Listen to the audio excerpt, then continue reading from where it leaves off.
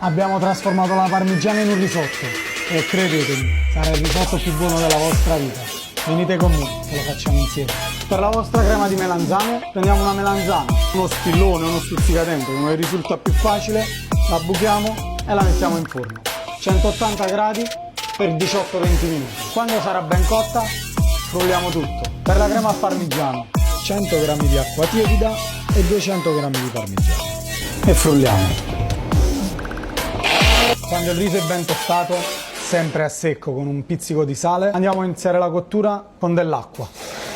Mancano 4 minuti. Aggiungiamo la nostra crema di melanzane precedentemente setacciata. Il riso è cotto. Mantechiamo burro, freddo, parmigiano e pepe. Quando vi risulterà così, è pronto. Andiamo ad impiattarlo.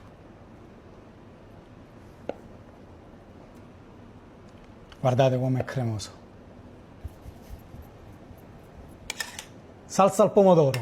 Potete usare quella che vi ho fatto vedere nello scorso video o una classica salsa al pomodoro che avete già in casa. La salsa al parmigiano che abbiamo fatto prima.